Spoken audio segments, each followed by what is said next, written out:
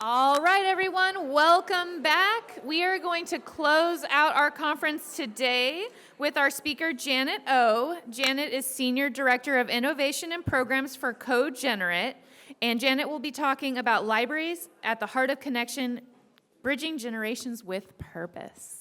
Welcome, Janet.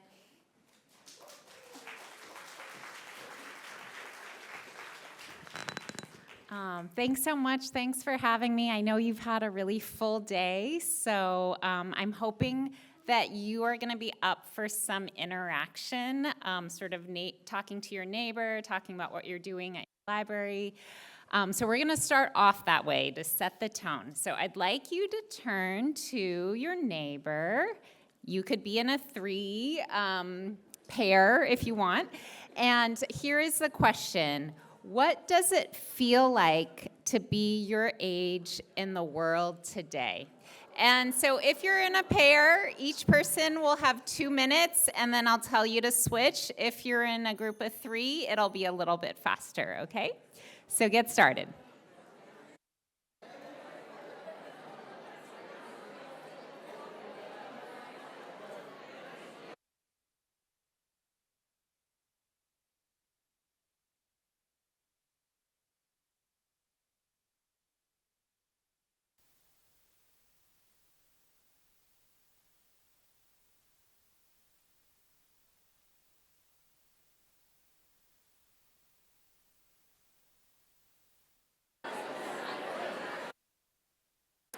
Okay, make sure to switch if you haven't yet. So let your partner tell you.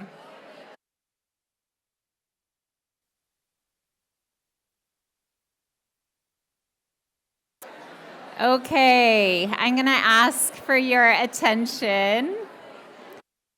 So if you could finish up your conversation. And I would love to hear from 2 people. So the first question I have is, did anyone either learn about yourself as you asked yourself this question, or from your partner, hear something or feel something that surprised you? I kind of noticed that even though we're a couple generations apart, we're feeling the exact same way. Interesting. In terms of like, it feels like we're both living in a post-American dream world, and that's something that kind of brings us together regardless. Thank you. You actually encapsulated both questions, because I was going to ask next, did anyone find a surprising commonality? But let me just open it up to like someone else who either learned something interesting about their own answer or from their partner's answer. Oh, you said you and your partner were generations apart, but actually found commonality, that you were feeling very similarly about living in a post-American dream society. Did I capture that right? Okay. All right, someone else, anyone else? Please. While I answered it, kind of realized how anxious I've been, not just because of the current events, but also living current events, but also trying to maintain my mental health while functioning. Yes. Totally. Raise your hand if you can relate to feeling anxiety. I think all of us can relate to that. Thank you for sharing.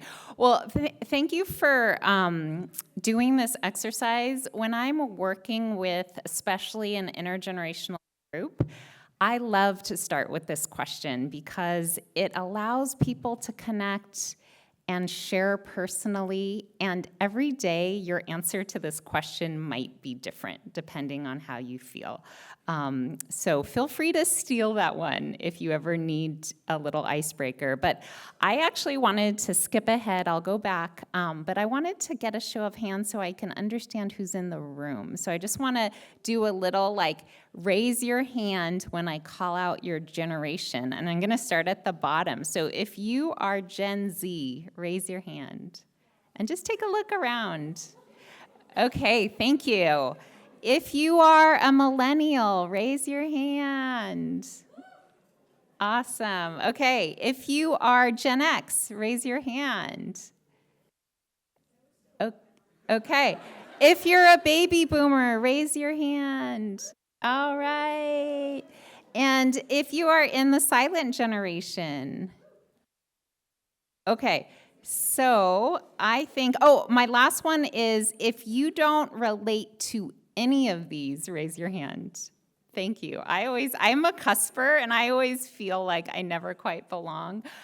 So interestingly, in this group, I counted 4 generations in this group alone, which is super interesting.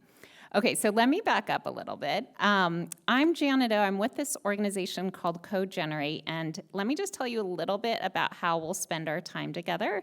I will give you an introduction to the idea of cogeneration and some data around the work that we do.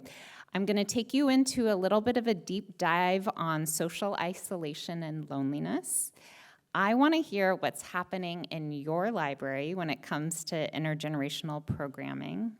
And then at the end, we're going to use this framework that we have called the 3 Ps to think about how you can take cogeneration home to your library and build intergenerational programming even more intentionally. So that's what we're going to do.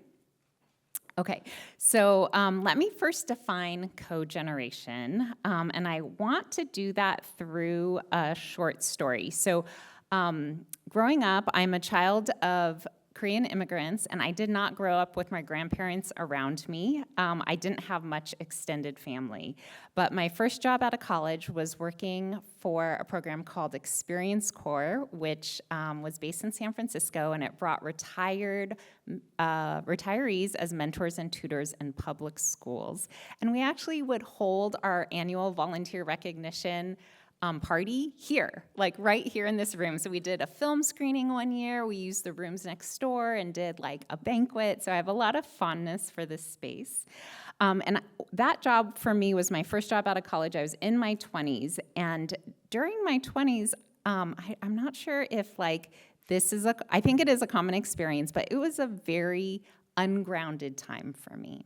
Like it was a time of transitioning into adulthood and going through all of the difficulty of that transition, financially, in terms of relationships, emotionally, and it was really my relationship with the 50, 60, 70, 80-year-olds whom I saw every day that gave me a sense of ground, gave me a sense of home and purpose.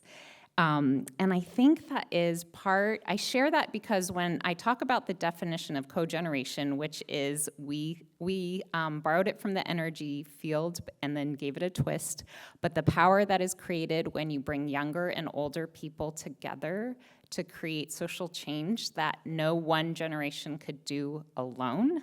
So that's kind of like a mouthful, but when I think about what that means in my experience and in my heart, I imagine my 20-year-old self working with retirees as volunteers. We're going into schools and we're mentoring and tutoring children. And so that's kind of the human picture that I think of. Okay, so I want to give like a short little lesson on changing demographics. So at the turn of the last century, our demographics in the US look like this. So you'll see that there were more younger people than older people. About half the population was under 20, and only about 1 in 20 was over the age of 60. So you have this like triangle kind of shape where with every age, you have fewer and fewer in the population. Right now, it looks more like this. So it looks more like a rectangle where you have almost equal numbers at every age from 0 to 70 and beyond. So 1 in 4 people under 20, 1 in 4 over 60. So we see this as an incredible opportunity, but while we're living in a time of the most age diversity, we're living in a society that is the most age segregated. It wasn't always, but it has become that way, often for like very well-intentioned social program reasons. But we have younger people in schools, we have middles at work, and we have older people often in retirement communities or segregated by age in other ways. And we believe this has led to a lot of tensions, generational conflict. I feel like I see this in the media a lot, like around the okay boomer kind of memes. We see this around ageism, and a lot around loneliness and social isolation, which is interesting that that could be a tension when perhaps, as everyone mentioned before, even with some age gaps, there might be actually a lot of commonality.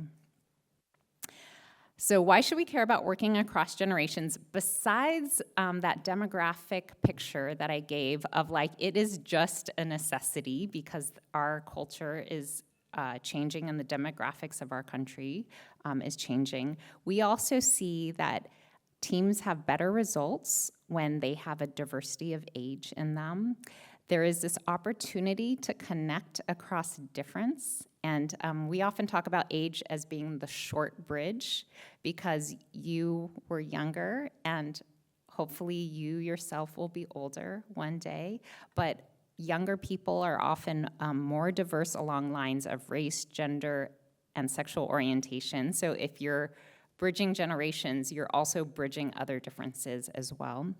And also, when we do this work of cogeneration, we have the opportunity to reduce ageism. And I can't tell you how many times I've met someone who has some story that's a bit similar to me, that at a formative age, they had even sometimes just one relationship with someone who was much older than them, and that completely changed their view on getting older, not only for themselves, but how they view older people as well.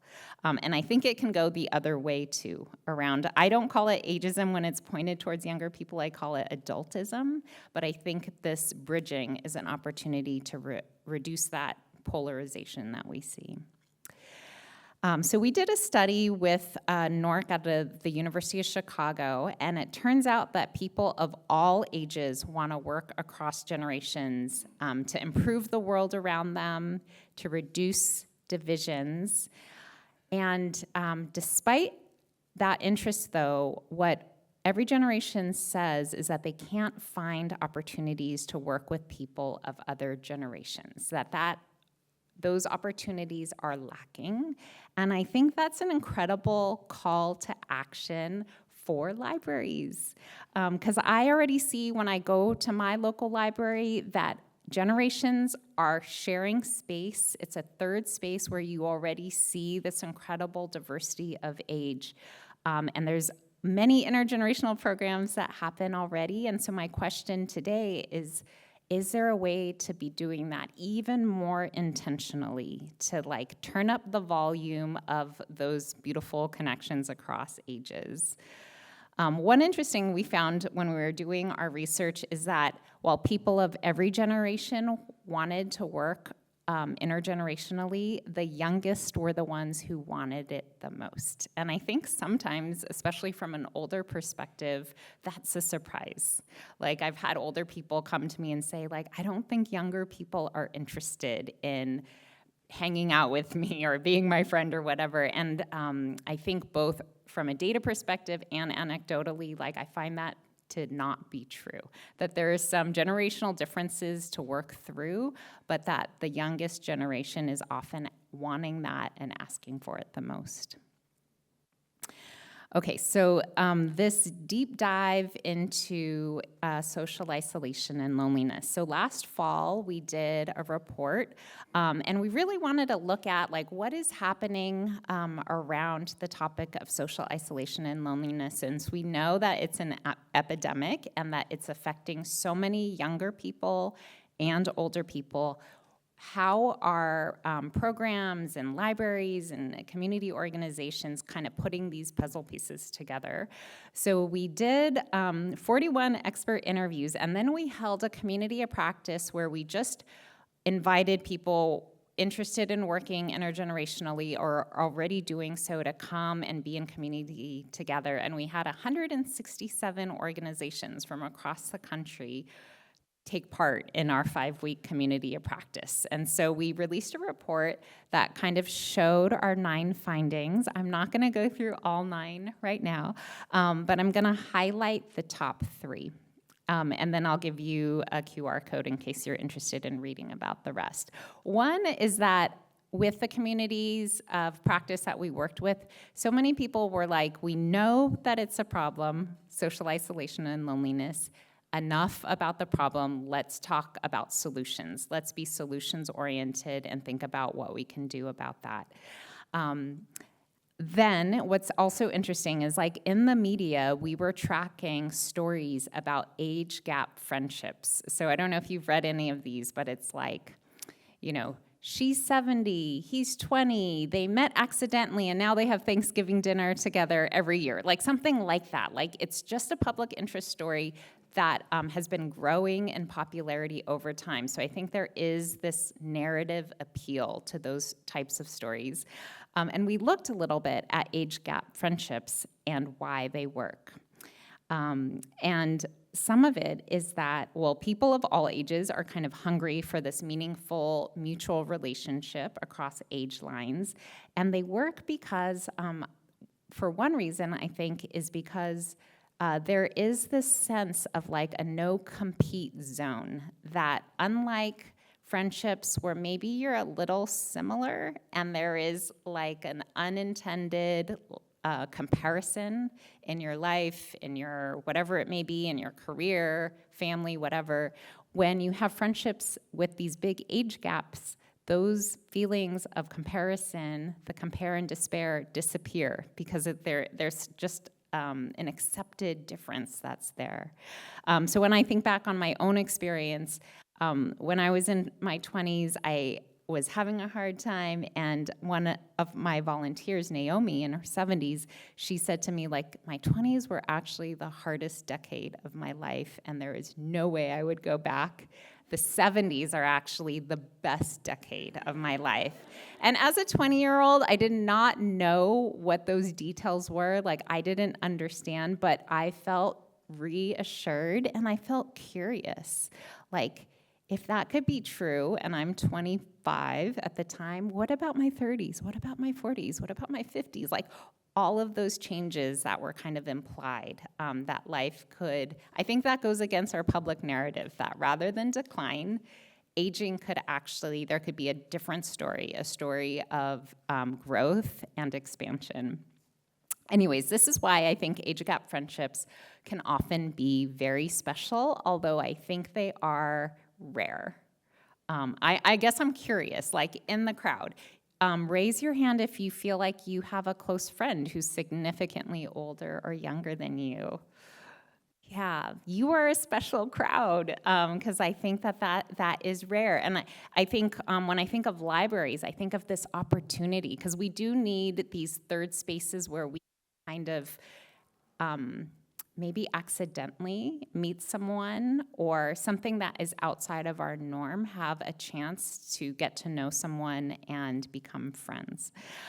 So another thing from our report and our look at the 167 organizations who are working on this is that creativity, meaning art, is often a way to speed connection. So that could be through dance or music or theater or writing or cooking. But that creativity kind of levels the playing field. So it's not about a wise elder and maybe like a teen who's tech savvy. Like, those are the stereotypes I often hear. But when you put people side by side working on a creative process, no one's really an expert, right? Everyone has something inside that they're trying to express and bring outside, and that builds a lot of common ground. Okay, another thing is around just this important part of trust. So I think we all know relationships require trust, and we know that building trust takes time. So a lot of the practitioners we've worked with have found that ongoing opportunities are really important as opposed to one-off opportunities. So that's when I'm thinking about intentionally creating programs. How might we do that in a library setting where there's like repeated opportunity to be with the same people? Also that I think I'm a program person, so I'm often trying to design like prompts, or I'm trying to pair people in certain ways, and I think that can be really important, especially in the beginning. But there does also need to be this like breathing space where trust happens organically, where there's an element of just like chemistry and magic that's happening. Okay, so if you want to learn more about the full report, here is the QR code to do that. I wanted to share just one short case study from a library, and then I would love to hear what's happening at your library. But this is from the Brooklyn Public Library, and this actually was born out of their older adult program department. They started 2 intergenerational programs. One was oral history interviews that they did during COVID, and they're all archived on their website. What I found special and interesting was that it was a 2-way oral history. So it wasn't just the younger person asking the older person about their life, but it was the reverse as well. The older person is recorded asking the younger person about their lives and their views. I'm not sure why that doesn't happen more, but I'd love to see more of that. And then the second is an intergenerational debate team that they have. So it's a 10-week program with Olders 55 and older, and then youth age 14 to 19. They learn the art of debate, they practice as a team, and then they have a tournament that's judged by debate judges. So I'm going to pause there, and I would love to see a show of hands of people who have intergenerational programs at their libraries.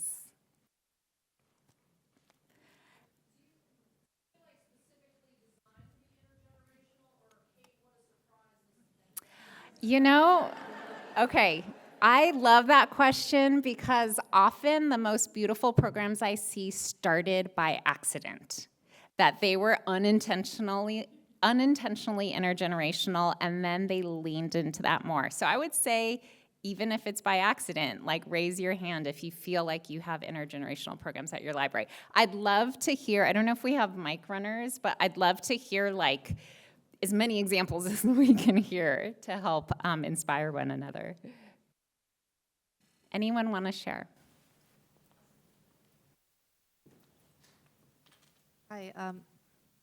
Okay. We have Mahjong that happens at my branch, and it is run by these older Chinese women, and they teach the younger ones to play Mahjong if they don't already know how. We have older people kind of crash our craft programs for the little kids, which it can be fun. And what else? The other thing is I've noticed more older folks who are sitting in at the story times for the really littles. Thank you. So at my library, I run a chess club that has been really surprising in how intergenerational it's been. We have all ages from 6 all the way up to 80, and everybody's teaching each other regardless of age and skill level. And it's been just a really beautiful experience to watch happen. And it's been growing and growing every week and getting bigger, and I love seeing the need to in the community for it. At at our library too, we have a cookie decorating program, and that is surprisingly brings people of all ages. There's so many young, like older. It's just really great to see. And then one thing that my colleague mentioned was the book club that I run is also pretty intergenerational. So it goes from like Gen Z to like Boomer, and there's about 8 participants. So it's like a pretty wide range of yeah. Thank you. Hi. Oh, should it be me? We did a Dungeons and Dragons paint party. So we got miniatures for people to paint, and I'm an adult librarian, but people have kids. So I constantly get questions, I'm like, everybody, just pile on in, because I had no idea if this would be even popular. So it was little kids, it was middle kids, it was teenagers, it was adults, it was their grandparents. Literally everybody was painting. And we had a woman who's probably 70 and a 4-year-old, and she's like, I don't know if this is really what, and I'm like, it's like a 3D coloring book, ma'am. Does she like to color? Does she like to paint? Oh yeah, she loves those things. And she made a rainbow wizard, and it was so cute. And then I have a book club that's also intergenerational. We have teens, middle ages, older folks, and then my tech program as well. People come in for tech help, and I've had people in their 20s, and I've had people in their 80s and in between, and you just never know who needs help. And so I'm an adult librarian, but adults take care of everybody. So open house, and my boss is like, I don't know. And I'm like, I want the numbers, and I want people to use the library. Yes. And if we tell them no, all they're going to remember is no. Whereas if they come in and they do whatever it is I'm having them do, they're like, oh, I did this. Da, da, da, da, da, da. Awesome, thank you. Anyone else want to share? I just wanted to. Go ahead. Oh, hi. I just wanted to comment on something I see in the programs that I run at our library.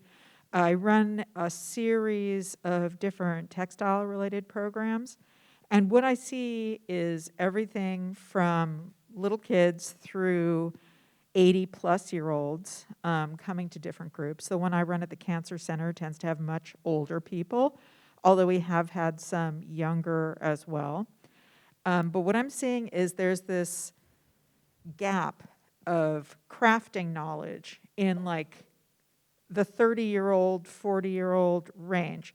So I'm getting a lot of younger people looking for guidance on, I want to learn to crochet, I want to learn to sew is very common, I want to learn to knit. And we are functioning as kind of an intermediary. But in that way, I've been surprised to see some very young, like 13-year-olds, 12-year-olds, really enjoying hanging out with 60, 70-year-olds. And I think it's because, like you said, we're just sharing the knowledge that we have with the younger people who didn't necessarily get that at home, but have great interest. Thank you. I know there's someone up here. I don't know. Oh, sorry, go ahead, if you have the mic. So I work at a small branch in a very rural area. There's not a whole lot to do around that, and in our system, we don't actually, like if there's a program that's intended for kids, we don't let just some random adult attend it without a child with them. So they'd have to be a parent or something with a kid. But in the last couple of weeks, for an owl pellet dissecting program and for a sugar skull program, I've gotten multiple calls from people saying, I'm not a kid, but can I come anyway? And I have to tell them no, but they want to be there. And I don't know for sure, but one of them sounded, like 70s or 80s and just on the phone, and then another sounded 30s or 40s just by their voice. Yeah, that might be an interesting thing to come back to when we have some working time. Like maybe you could spend a little time thinking about that opportunity and that challenge. Okay, you and then you. So we have a karaoke program that is primarily, age 40 to 70, but there are always tweens who come in, and little kids who come in and sing stuff from musicals. And so we're going to start having a sing-along movie program as well. And our branch manager does a pajama story time, and it is a favorite program for one of our regulars who is in his 20s and neurodivergent.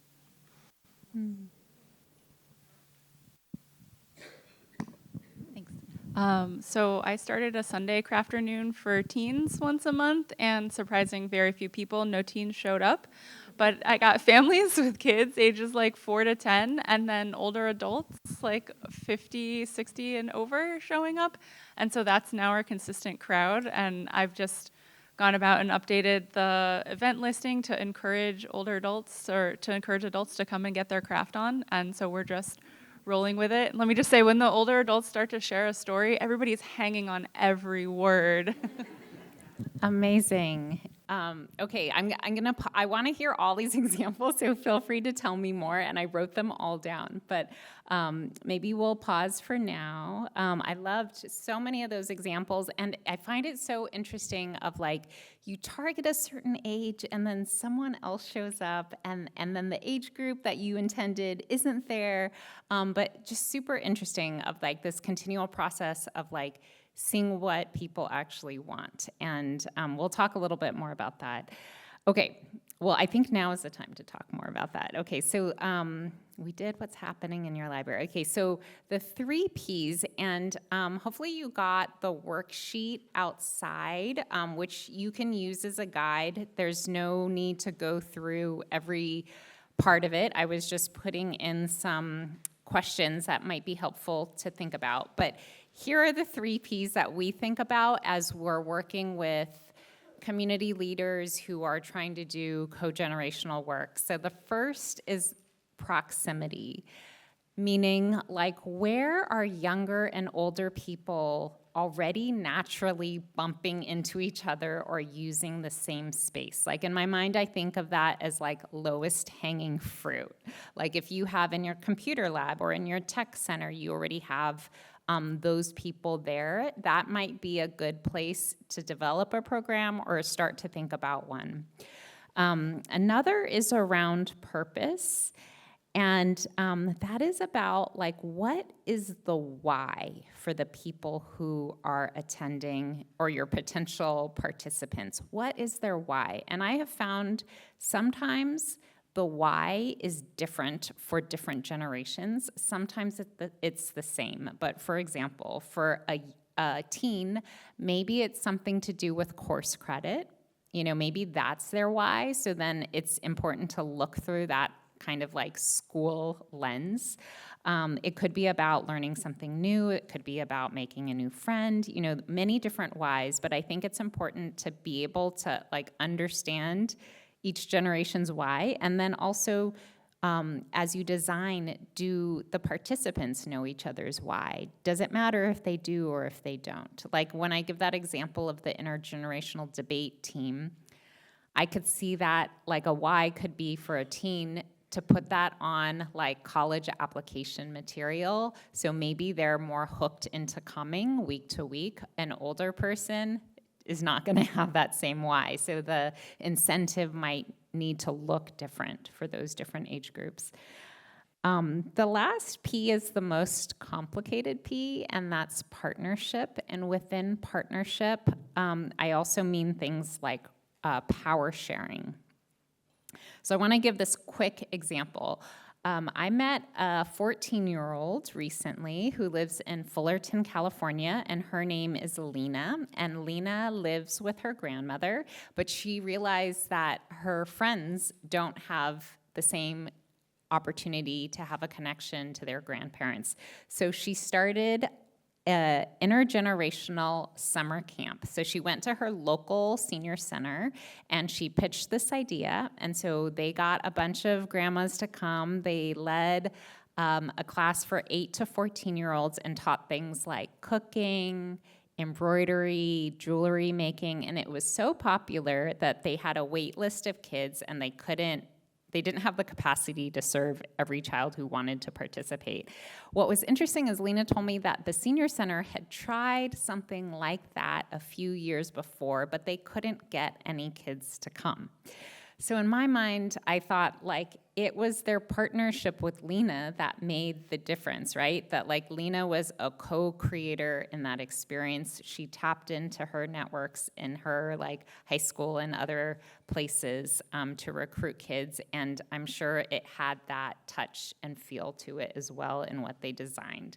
So I think like the like, you know, the top of the pyramid when I think about co-generation is actually like co-creating and co-designing with multiple generations.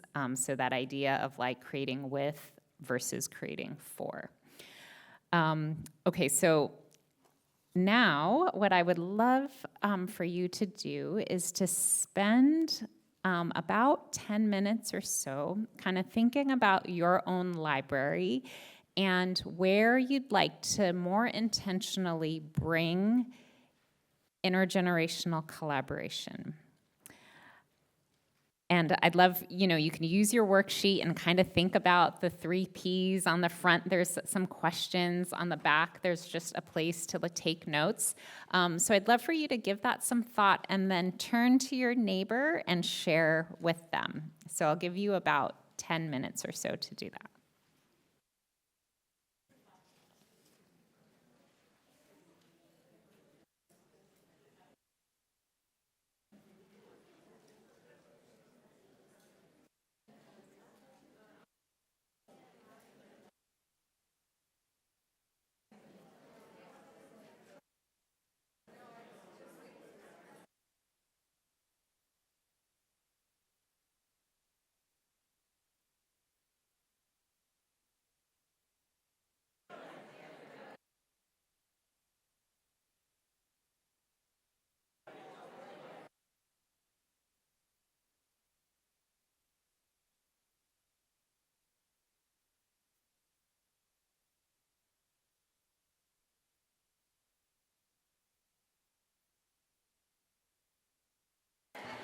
Okay, so I'll ask you to finish up in 1 minute. So 1 minute warning.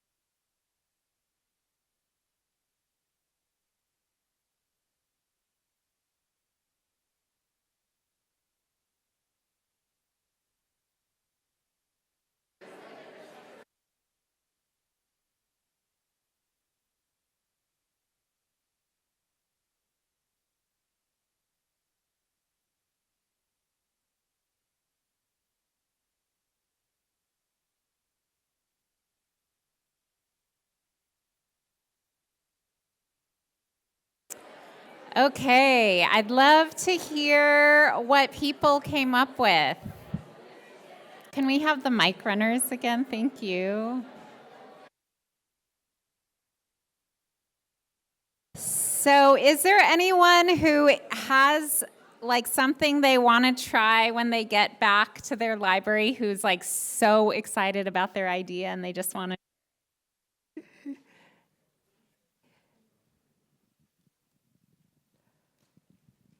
Okay. Oh, God, is that on? Yeah, I was just thinking about like interactive activities that I feel like would cater towards like a lot of different demographics. And one of the things that came to mind was like doing like a yoga class. I feel like that would appeal to like a lot of different people, especially in this economy. If it's free, I'd show up to it. I'd show up to a free yoga class any day. And I feel like that would also like it's relaxing enough that it like would probably draw in like an older crowd as well as like younger people who are like looking to just like get out of the house, maybe meet some people, relax. I don't know. So. Awesome. The library near me did a sound bath one time, and I left work early so I could do a free sound bath class. Anyone else super excited about an idea? I was thinking card games like, like gin rummy or things like that, because I know my mom's friends play like bridge and bunco and stuff, but I grew up learning how to play gin rummy from her. So I feel like just these card games that are simple, they kill time, they would probably attract a big audience and stuff like that. But, it's still in the works.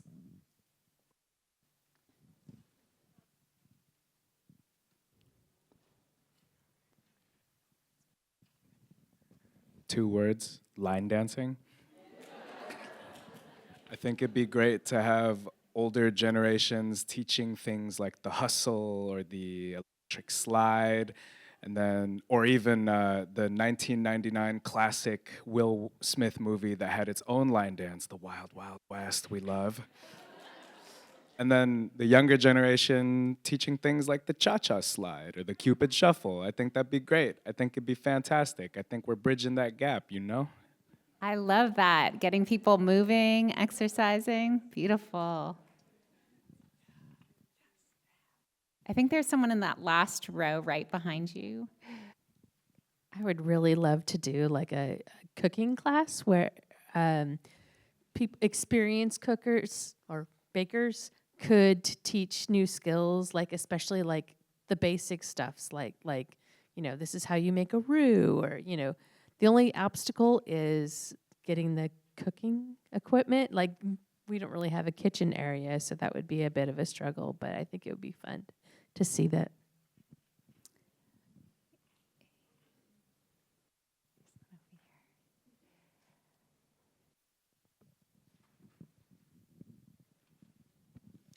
I think one of the programs that we could try to implement that would really address loneliness and our housing shortages is hosting programs where people can come together, meet together, and talk about home match.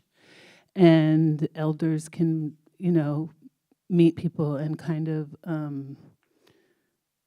put out criteria for folks that they're looking for, and younger people who maybe are students or people who just can't afford to buy houses but can't afford to pay rent on some level or whatnot. There are home match programs, but it seems like the library could facilitate that in a somewhat of a more organic way. Yeah, I see that intergenerational housing is such a big thing. Like I see it, like I was just walking in Bolinas and randomly I saw a homemade flyer about this.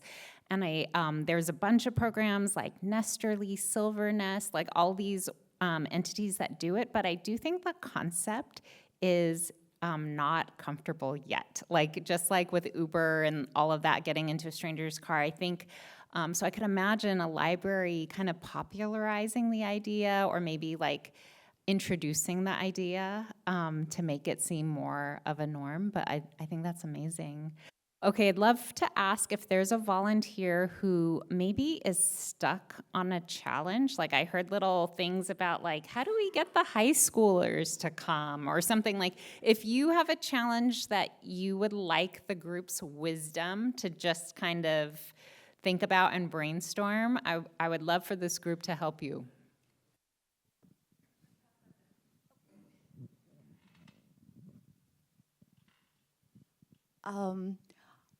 We would love for more teenagers to show up. One of the main problems is actually kind of one of the things that we've all been talking about. Other demographics show up for the programs. And it's like, we absolutely want to have programs that everyone can come to. But the second a teen sees, in our area at least, sees that the teen program has like a 10-year-old, they will turn around and leave the room.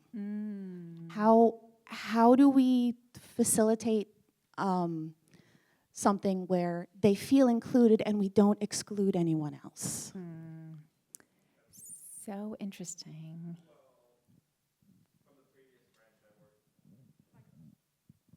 From the previous branch I worked at, we had teen gaming night, and initially it was ran by one of the librarians, and no one would show up. Until we offered it to one of our teen volunteers, and that teen volunteer spread the word around, and every Thursday night or evening when a game night came out, there was a bunch of teens fighting over the controllers.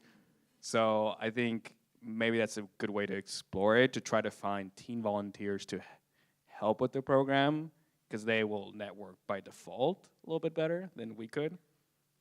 Yeah, that's, it's kind of the Lena example I shared. Like, if you could get teens to create with you and maybe for you, that would do it. Yeah. Oh yeah, I was going to build off of that. That yeah, it's the biggest thing that there's actually a lot of research around it right now, because all of us are going through that, where it's really hard to get teens to come into the library. That if you can pick even one teenager who's like a regular or a teen volunteer and involve them and ask them what they want, that's a really good way to get them to invite their friends. And then as soon as you have that crowd, that's probably when you can start to say, like, hey, would you be interested in a program that involved, older folks, or like a more general program, kind of ease them into it. With teens, it's a really long process, so I do wish you luck. But like, don't give up, you'll get there. I just wanted to make a comment about that, which is we have found that there's importance in like intergenerational time and then not. Like being like with like in an affinity group or an identity group and then being together. But that it's important to have that protected time when it's just people that you strongly relate to. So I wonder if, while many library programs are inclusive and open to whoever drops by, maybe there are some that are not, and you got to show like your high school card or something like that. But I do think that protected space, it's important. Other suggestions or things that have worked for you in recruiting teens and engaging them?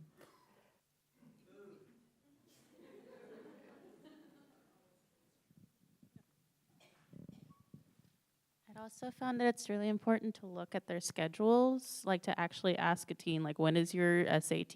When should you be prepping? So that way I don't plan things that you might want to do during that time when you have obligations.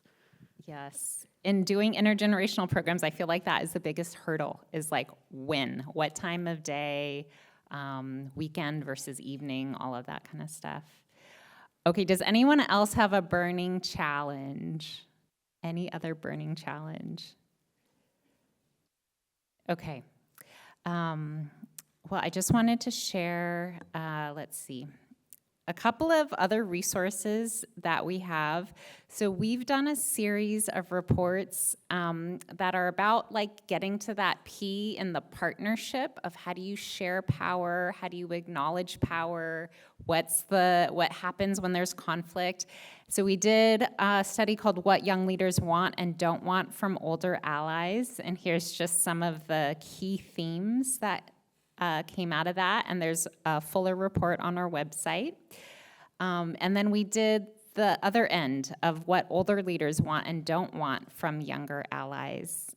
And so there's a fuller report on our website, and we're about to release one on teens. So maybe you all will be interested in that. That's gonna come out in December, what teens want and don't want from older allies.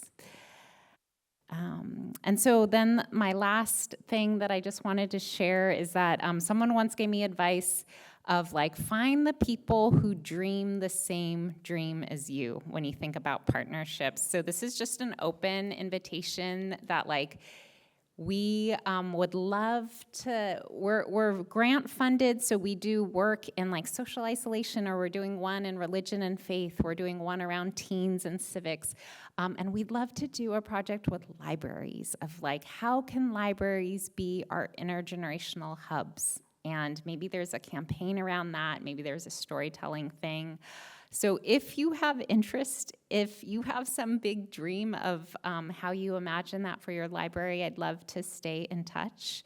And this is some of my contact information. So thank you so much. Really appreciate all of your energy.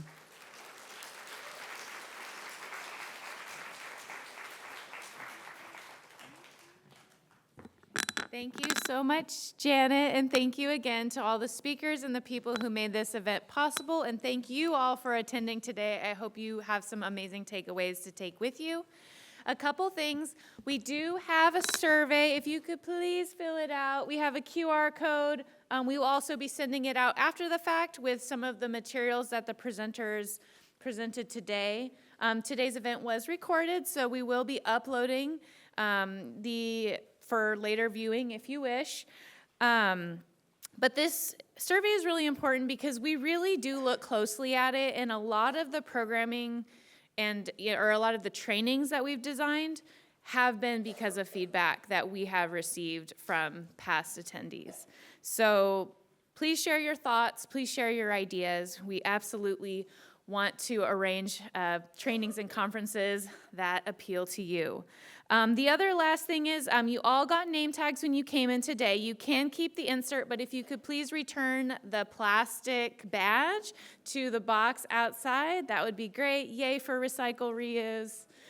All right, thank you everyone. Travel safe. We hope to see you next year at Future of Libraries 2026.